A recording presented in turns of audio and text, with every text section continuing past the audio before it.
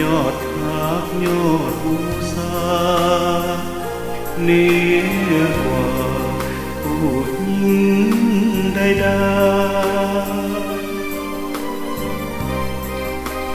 ๆยามจนน้องยอมสู้ทนต่อความมองไม่จากขัดสนทุกอย่างไปน้องให้แต่ความจงรักภักดีน้องคือน้ำทิพย์แห่งดวงใจน้องคือแสงไฟส่องทางสีสมคำที่เป็นกุลสตรีโอ้คนดีน้องคือจอมใจคนจนจอมใจน้องมีน้ำใจประเสริฐเหลือล้นเพื่อยอดยิ่งข้า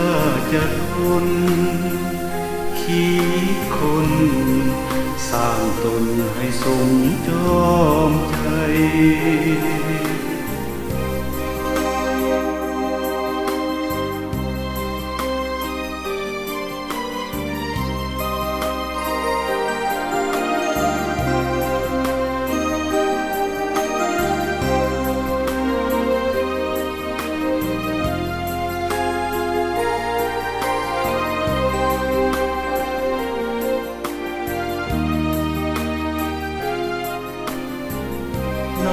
คือน้ำทิพย์แห่งดวงใจน้องคือแสงไฟส่องทางสีสมคำที่เป็นกุลสตรีโอ้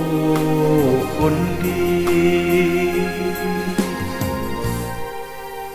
น้องคือ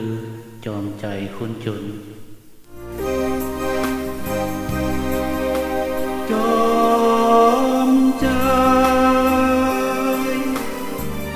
น้องมีน้ำใจประเสริฐเหลือล้นเพื่อยอดยิ่งข้าจะทนคิดคนสร้างตนให้สมจอมใจ